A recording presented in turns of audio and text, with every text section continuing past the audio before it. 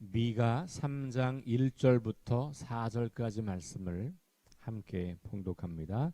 내가 또 이르노니 야곱의 우두머리들과 이스라엘 족속의 통치자들아 들으라. 정의를 아는 것이 너희의 본분이 아니냐. 너희가 선을 미워하고 악을 기뻐하여 내 백성의 가죽을 벗기고 그 뼈에서 살을 뜯어 그들의 살을 먹으며 그 가죽을 벗기며 그 뼈를 꺾어 다지기를 냄비와 솥 가운데 담을 고기처럼 하는도다.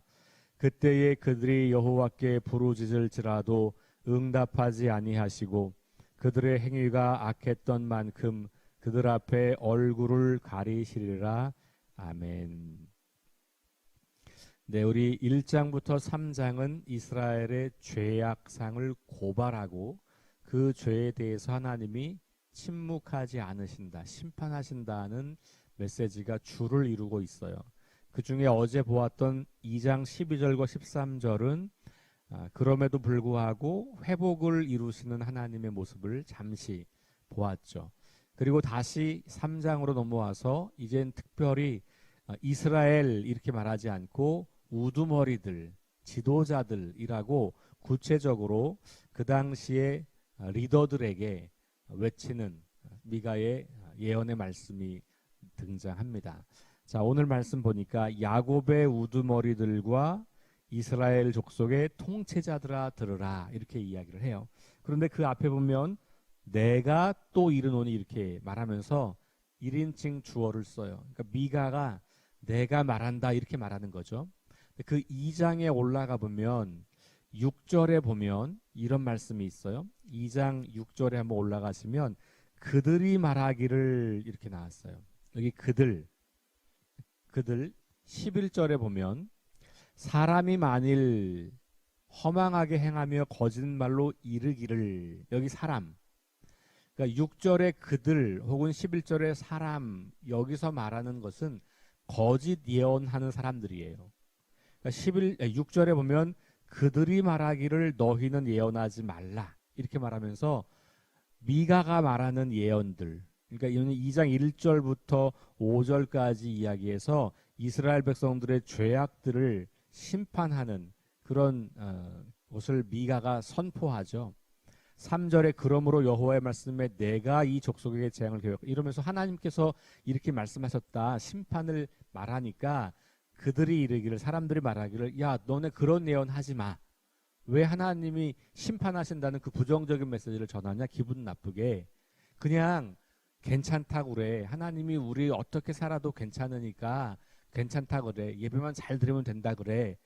평안하다 그래. 그렇게 예언해야지. 왜 사람들을 불편하게 만들어? 왜 사람들이 심판에 대해서 두렵게 만들어? 그런 거 하지 마. 이렇게 말하는 사람들이에요.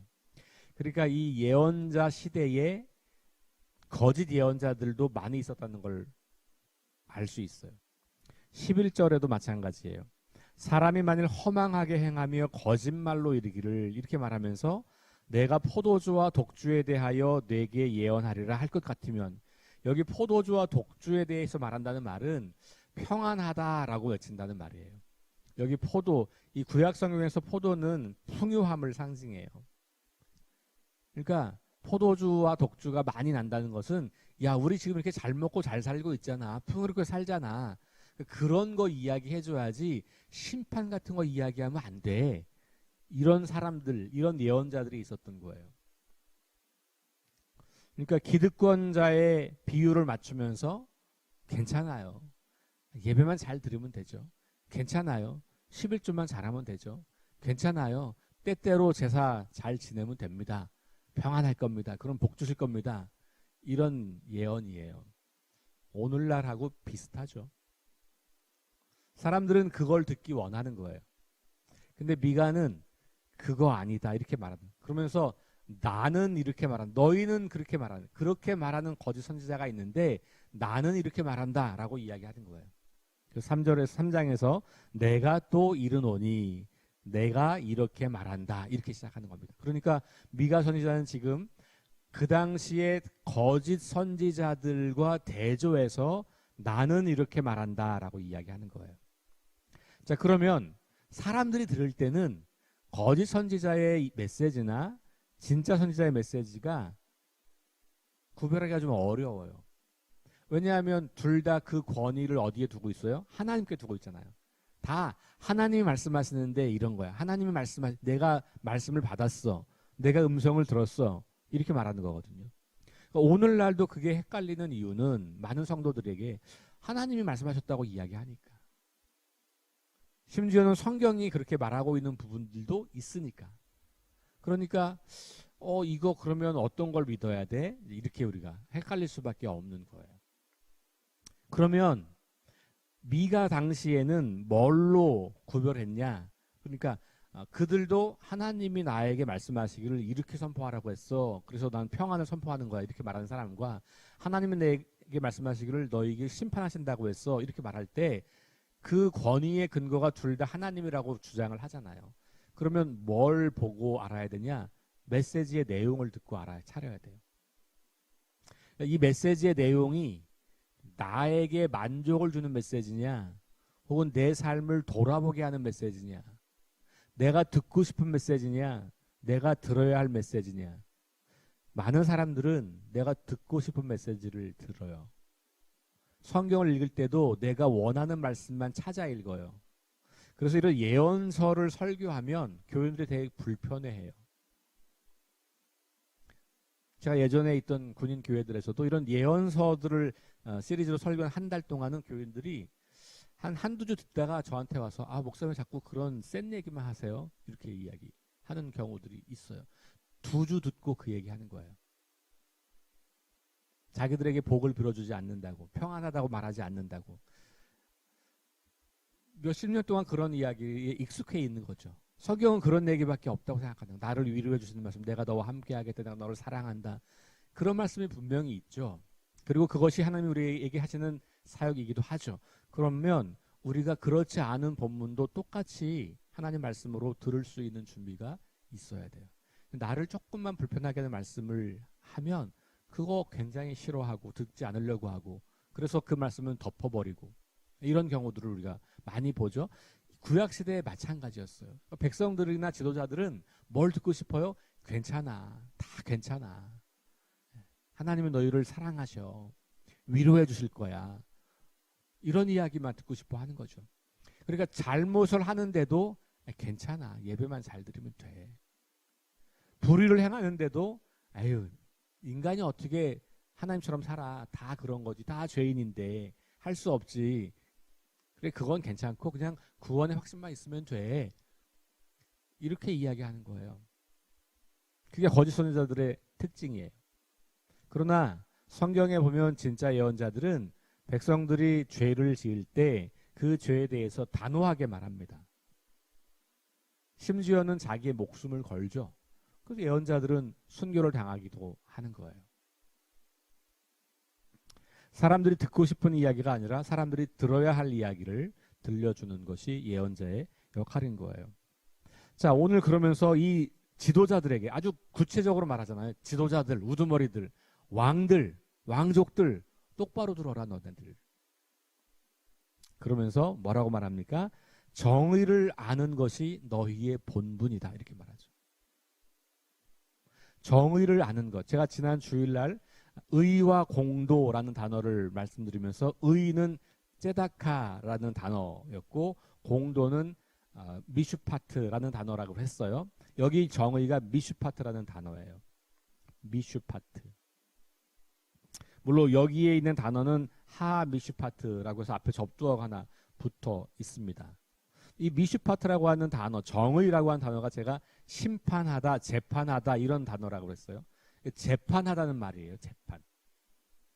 그러니까 지도자들, 우두머리들, 왕들이 해야 되는 일은 뭐냐 하면 올바르게 재판하는 거예요.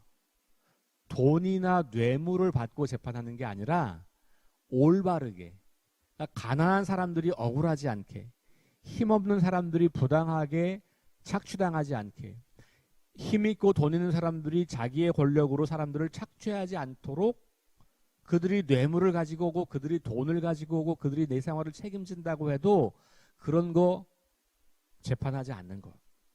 그게 정의의 가장 기본적인 의미예요.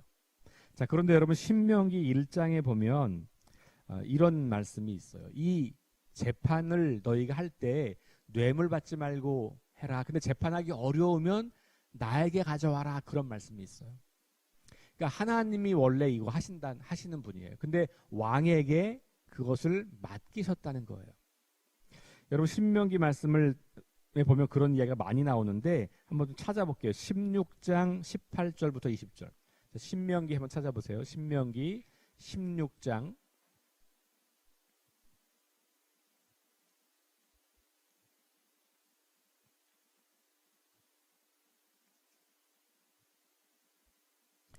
18절과 19절, 20절까지 같이 한번 읽어볼게요. 시작.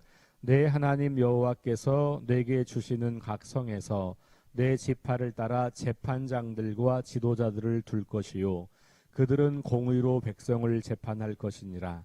너는 재판을 굽게 하지 말며 사람을 외모로 보지 말며 또 뇌물을 받지 말라. 뇌물은 지혜자의 눈을 어둡게 하고 의인의 말을 굽게 하느니라. 너는 마땅히 공의만을 행하라. 그리하면 내가 살겠고 내 하나님 여호와께서 내게 주시는 땅을 차지하리라. 자, 보세요. 신명기에서 가나안에 들어가기 전에 모세가 마지막 이스라엘 백성들 앞에서 너네가 그 땅에 가서 살 때에 이렇게 살아야 돼. 하나님이 너희를 애굽에서 인도하여 낸 것은 이런 나라를 만들려고 하는 거야. 거슬러 올라가서 제가 지난주 말씀드린 것처럼 아브라함을 부르신 것은 의와 공도를 행하는 나라를 세우려고 하는 거야. 그러려고 아브라함을 선택했어. 이렇게 말씀하셨잖아요. 그거 그대로예요. 그러니까 너네들이 이제 거기서 살 때 재판을 해야 되는데 그러려면 우두머리 재판장들과 지도자들을 잘 세워라. 그리고 그들이 공의로 재판을 하게 해라. 공의롭게 정의롭게 재판을 굽게 하지 말아라. 뭘로? 외모나. 여기 외모는 생김새가 아니라 돈 많은 사람, 권력자 이런 걸 다 말하는 거죠. 잘생기고 못생기고 말하는 게 아니고 그 겉모양. 뇌물을 받지 말라. 돈 받고 재판하지 말라는 거예요. 그러면 눈이 어두워지고 판단이 흐려지고 이렇게 된다는 거예요. 마땅히 공의만 따라라. 그러면 내가 살겠고 하나님께서 내게 주신 땅에서 땅을 차지하리라. 반대는 뭐예요? 그렇게 안 하면 너네 그 땅 차지 못해. 근데 자, 그럼 오늘 미가로 와보세요. 그들이 지금 이걸 정면으로 거부하고 있는 거잖아요.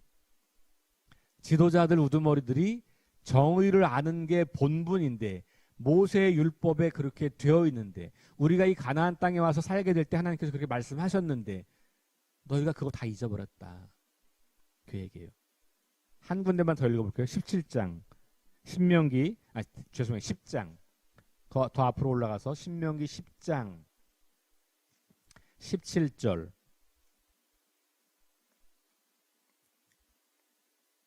하나님이 어떤 분이신지를 드러내요. 10장 17절 여기도 십계명을 받고 나서 그런 받을 때 이야기를 기록하고 있는 거거든요. 자, 그러면서 하나님을 막 섬겨라 뭐 이런 이야기 하면서 하나님 뜻대로 살아 이런 이야기 하면서 하나님이 어떤 분이냐 17절 시작. 너희의 하나님 여호와는 신 가운데 신이시며 주 가운데 주시요 크고 능하시며 두려우신 하나님이시라.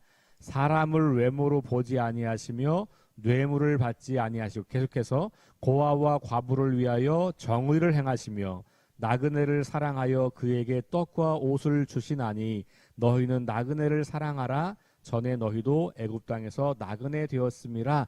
그러면서 십계명 계명 지키라는 거예요. 그러니까 보세요. 하나님이 어떤 분이냐 하면 뇌물을 받지 아니하고 외모로 사람 판단하지 아니하고 정의를 행하시는 분. 가난하고 힘없고 연약한 사람들을 도우시는 분. 그들의 억울함을 풀어주시는 분. 너희가 나그네 되었고 그렇게 약자였을 때 하나님이 너희를 그렇게 사랑하셔서 정의를 베푸셔서 애굽을 물리치고 너희를 인도해냈지. 하나님 그런 분이야. 그러니까 하나님이 이런 분이라고 하는 것과 이 당시 이스라엘 백성들의 구원은 동일한 거예요.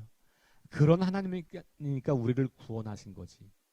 그러면 이걸 가지고 계속 살아가는 게 이스라엘 백성들에게 아주 중요한 거예요. 그러니까 그 하나님이 유일한 하나님이고 그 하나님만 사랑하고 예배해야 되고 그 하나님의 이름만 높여야 되고 그 하나님만 섬겨야 되는 거야. 이렇게 이야기하는 거예요. 근데 많은 경우에 이 앞에 걸 다 빼어버리고 하나님을 사랑해, 하나님만 예배해, 하나님만 섬겨 이렇게 말하니까 이게 종교 행위로 바뀌어버린 거예요.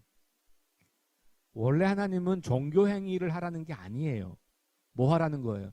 너희가 연약할 때 나그네 되었을 때 정의를 행하시고 공의를 행하신 하나님이 너희를 구원하시는 것처럼 너희 그렇게 살아야 돼. 그렇게 사는 게 하나님을 섬기는 거고 그렇게 사랑하는 게 하나님이 진짜 하나님이라고 너희가 믿는 거야. 이 얘기예요. 자, 그러니까 미가가 지금 이 신명기의 정신으로 모세 율법의 정신으로 지금 이 백성들에게 이야기를 하고 있는 거죠. 그러니까 이게 지도자들에게 위임된 것만이 아니라 이게 바로 하나님이 그런 분이라고 하는 거예요. 그러니까 결국 지도자들이 해야 되는 일은 뭐냐면 정의를 아는 것이라는데 그 말은 뭐냐면 하나님을 아는 것이에요. 하나님이 어떤 분인지를 알고 그 하나님처럼 너희 백성들을 대하면 돼. 이게 지도자들의 본분인 거예요. 근데 그 내용이 정의를 행하는 거예요. 그러니까 구약 성경은 굉장히 정의를 강조하고 있는 책이에요. 사실 구약 성경에서 정의를 빼면 할 얘기가 별로 없어요. 왜냐하면 구약 성경 전체가 이스라엘 백성들이 어떻게 구원받았고 어떻게 가나안 땅에 살게 되었는지의 이야기잖아요. 그 이야기의 핵심은 하나님이 나그네 되었던 약자 되었던 고아와 나그네와 과부와 같았던 이스라엘을 정의를 행하셔서 애굽을 물리치고 이 정의를 행하셔서 이들을 구원한 이야기거든요. 그 하나님을 기억하라. 그게 절기고 그 하나님을 예배해라. 그게 예배고 그 하나님을 따라 거룩하게 살아라. 그게 삶이거든요. 그러니 거룩을 빼놓고 정의를 빼놓고 하나님을 말한다는 것은 불가능한 이야기예요. 그러니까 나를 사랑해 주시는 하나님 이것만 있는 게 아니라 그 하나님이 정의를 행하셨다고 하는 것, 지금도 그 정의를 행하기 원하신다는 것, 그리고 그 사랑과 정의 때문에 구원받은 우리들을 통해서 지금도 그 정의를 이루려고 하신다고 하는 것을 우리가 기억하는 것이 굉장히 중요해요. 미가가 볼 때 그 당시 주전 8세기 북이스라엘과 남유다는 그걸 완전히 망각해버린 거예요. 끝없이 제사를 드리죠. 끝없이 예배 드립니다. 돈이 많으니까요. 재물 엄청나게 갖다 바칩니다. 기도 계속하죠. 끊임없는 예배가 있어요. 찬양이 있습니다. 제사가 있습니다. 그런데 하나님이 듣지 않으신다는 거예요. 왜? 하나님의 성품, 속성인 정의를 저버렸기 때문에. 굉장히 강력하게 지금 외치는 거죠. 그러면서 보세요. 그들이 어떻게 정의를 무시했냐. 2절과 3절 보세요. 이거 사실 우리가 그냥 글씨 써 있으니까 읽는 건데 읽기가 너무 거북스러운 표현 아니에요? 어떻게 사람이 사람을 이렇게, 이거 그냥 우리 집에서 요리할 때 하는 표현이란 말이에요. 어떻게 사람이 사람을 이렇게 하냐고요. 이거 차마 끔찍해서 읽을 수 없는 표현이란 말이에요. 이럴 만큼 이스라엘의 지도자들이 백성들을 못 살게 굴고 있다는 거예요. 물론 이게 문자적으로 사람들을 잡아서 이렇게 했다는 게 아니죠. 비유예요.